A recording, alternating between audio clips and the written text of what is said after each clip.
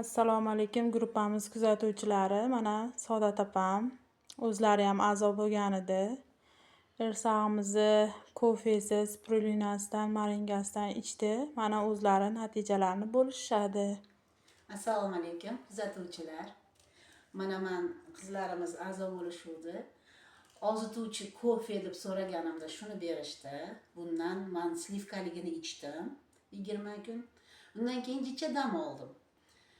Keyin yana bir oydan keyin bunaqa achchig'idan oldim. Bir oyligini oldim, ichdim. Bir oy ichib tugatdim. Spirulinani hali ham ichyapman. Mana Marinka choyni ham ichyapman. Mani ichim qornim juda katta bo'lib ketuvdi. Lekin ovqat yesam ishib, yurishga qiynalib hansirardim. Mana kecha bugun 3-kun ichimdan qattiq bu narsa takkillab tushdi. Ana hojatga borganimda 2 marta 2 kunligini men indamadim. 3-kun Nigoraxonga kelib aytdim. Nigora, mani ichimdan toshlar tushyapti. Yotsam, voy opa, videoga olib keling.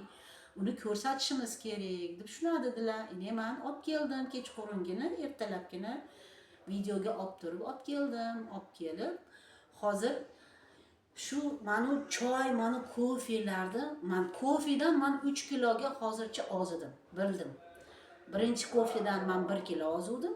Mana kofedan men 3 kilo vес tashladim. 90 kilo edim, hozir 86 kilo bo'ldim.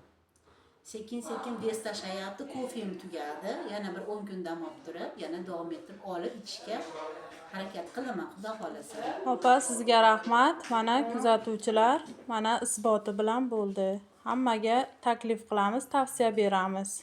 Sog' bo'ling opa. Sizlarga ham rahmat, sog' bo'linglar.